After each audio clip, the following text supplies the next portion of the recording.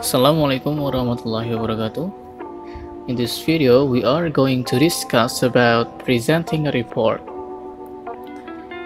There are some important points before you start your presentation and also when you are presenting a report. Jadi, kita akan belajar bagaimana cara mempresentasikan sebuah laporan dan ada hal-hal yang perlu diperhatikan ketika kamu memulai sebuah presentasi dan juga ketika kamu presentasi. Oke, sebuah laporan bisa diartikan sebagai dokumen yang berisi informasi spesifik dan sesingkat mungkin kepada audiens tertentu. Laporan juga sering digunakan untuk memberikan sebuah hasil tentang proyek, investigasi, contohnya laporan pekerja. Ada beberapa tipe laporan yang mana berdasarkan fungsi dan konteksnya, seperti laporan untuk bisnis atau laporan ilmiah, akademik, dan lain-lain. Oke, sekarang bagaimana cara membuat sebuah laporan menjadi lebih efektif?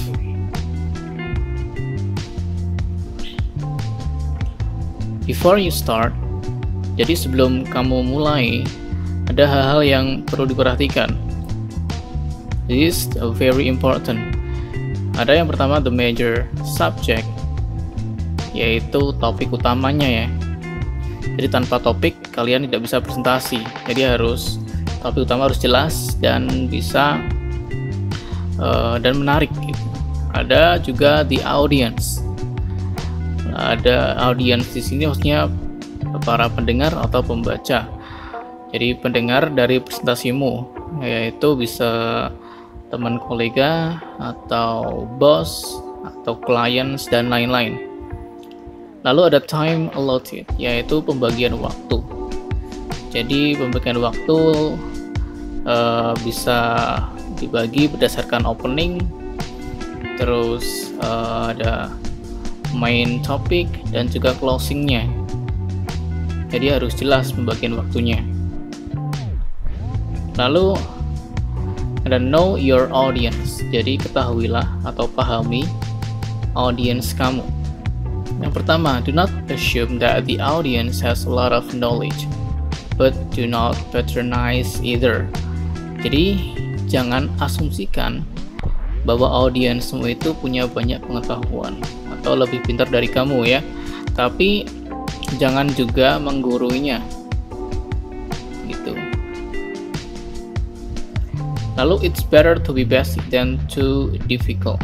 Jadi lebih baik dari dasarnya atau hal-hal yang umum daripada kamu membicarakan hal-hal yang terlalu sulit yang mungkin tidak uncommon bagi audiensmu. Lalu ada remember that talking is different to writing.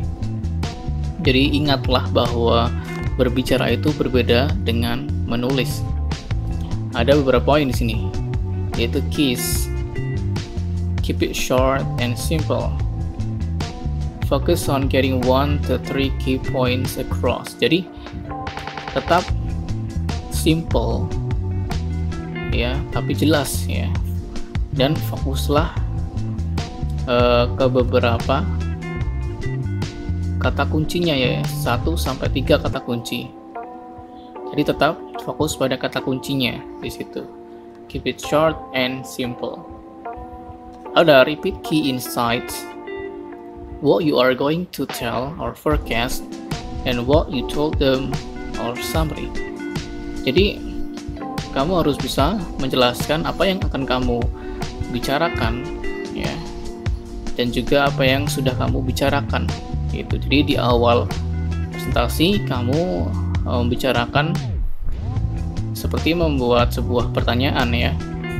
Jadi untuk memancing para audiens untuk memikirkan apa yang kira-kira presentasi tersebut akan dibicarakan.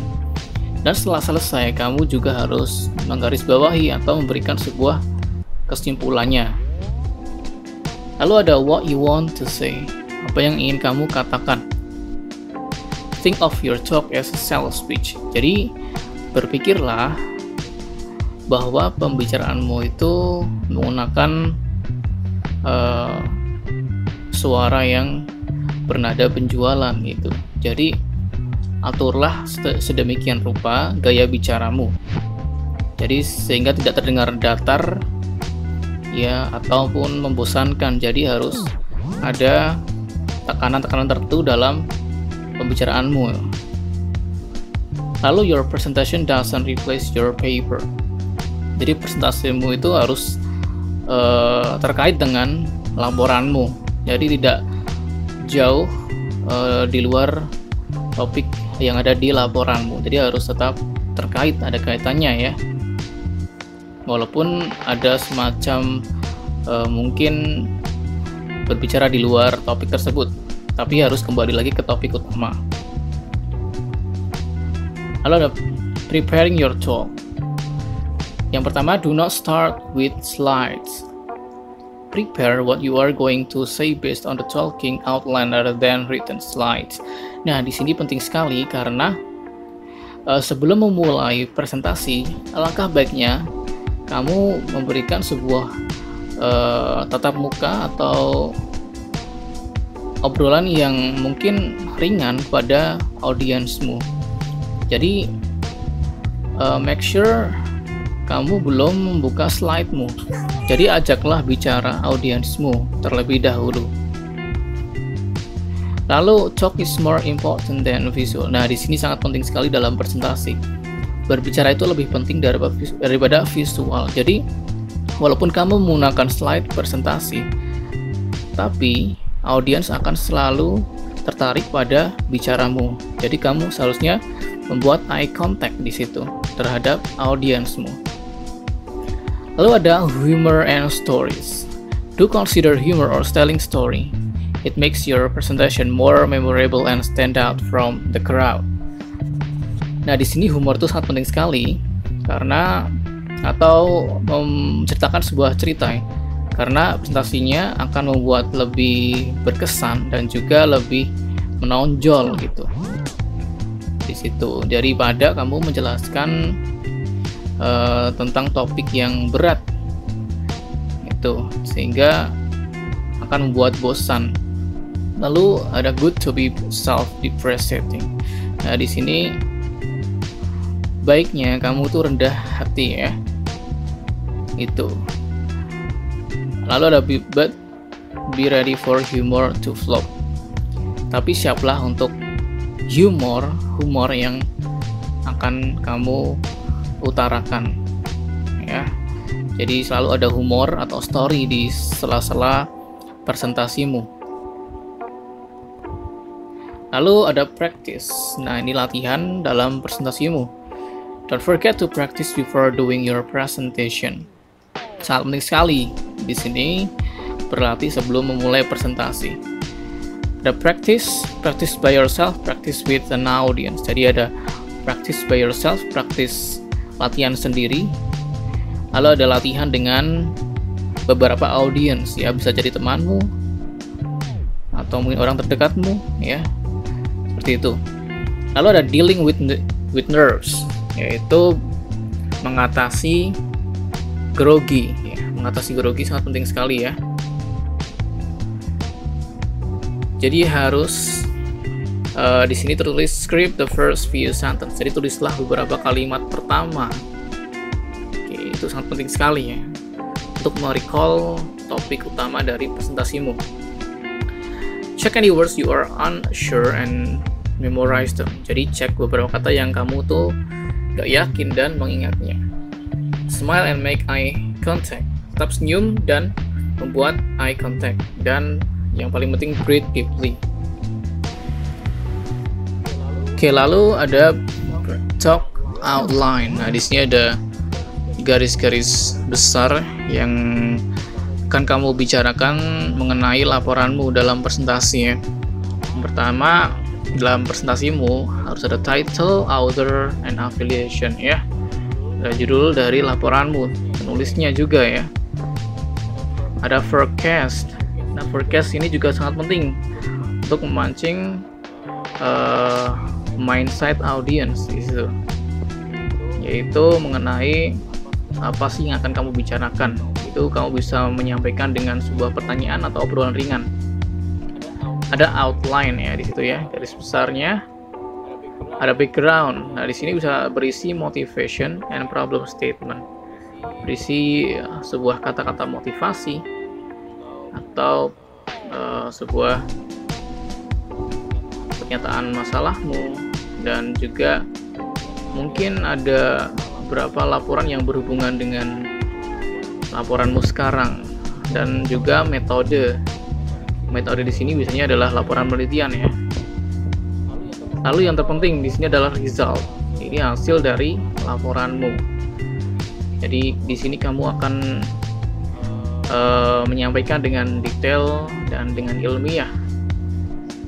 Gitu. Lalu ada summary. Summary adalah hasil dari dari rangkuman dari laporanmu.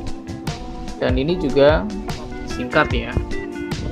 Ada future work. Jadi dalam sebuah laporan, khususnya untuk penelitian, di sini ada future work atau penelitian yang akan dilakukan di masa depan. Ada backup slides. Nah, di sini adalah slide kosong yang mana biasanya ada untuk menuliskan beberapa pertanyaan dari audiens gitu. Lalu ada equipment. Nah, di sini juga penting sekali equipment atau alat-alat yang mendukung presentasimu. Yang pertama, kamu harus mengecek laptop dan proyektor ya, apakah ada kendala atau tidak. Lalu take backup. Lalu ada backupnya, atau jika laptop atau proyektor tidak bekerja maka ada backupnya. Lalu find out how the microphone works. Nah, di sini kalau kamu menggunakan mikrofon, kamu harus mengecek apakah mikrofonnya ada kendala atau tidak. Nah, yang paling penting expect the unexpected. Nah, di sini harus selalu menyediakan hal-hal atau alat yang mungkin mendapat kendala. Jadi harus bisa membackup alat-alat tersebut. Oke, mungkin sekian dari saya. If you have any questions, you can find me at the number, or maybe you can email me. Thank you very much for your attention. See you in the next topic.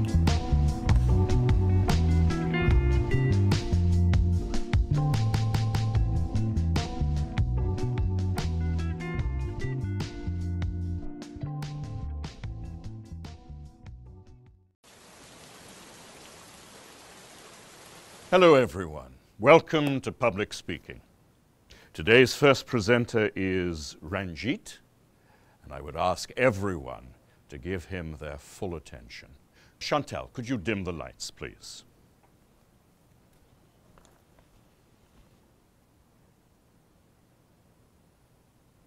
The British imposed a lot of unpopular taxes on the American colonists and didn't let them elect representatives to the British government. In retaliation, the Americans started to boycott British goods. In 1773, Americans in Massachusetts dumped a shipload of British tea into Boston Harbor. This became known as the Boston Tea Party.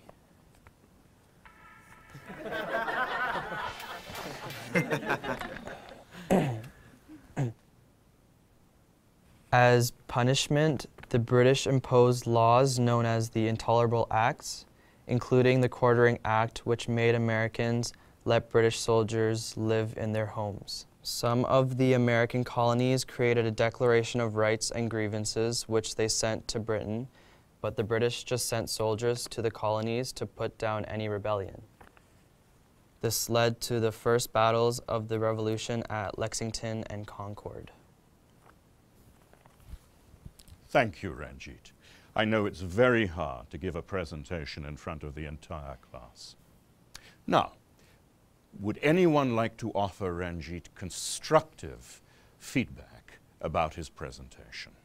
Any tips for what he might do differently next time. For example, were you all able to hear what Ranjit was saying?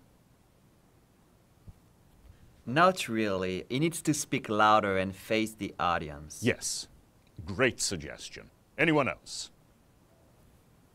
He was reading from his paper, so it didn't feel like he was really talking to us, you know? Exactly. It's important when you're speaking to look up every sentence or two and make eye contact with someone in the audience. Anything else that Ranjit could do to appear more relaxed and feel more confident? He could smile more. Yes, smiling makes us feel relaxed. Oh, and make sure your phone is off before you speak next time. I do have one more suggestion. To connect with listeners, it's a great idea to use a personal story or experience as an example. Can you try that next time? I think so, yes. Next week, my presentation will be about the causes and effects of stress. We look forward to hearing it.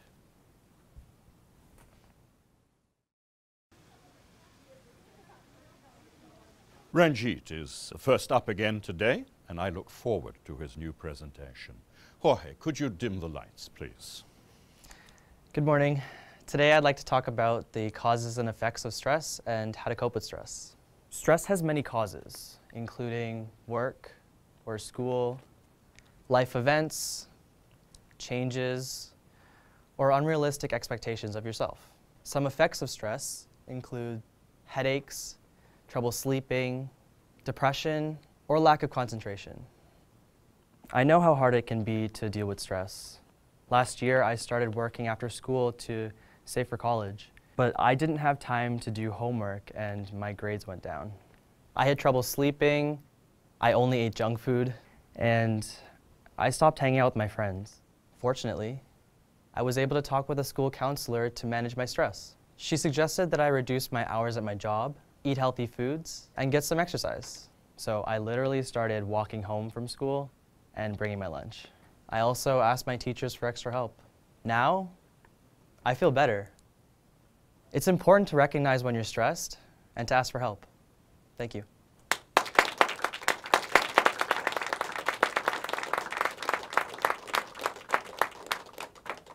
Great work, Ranjit.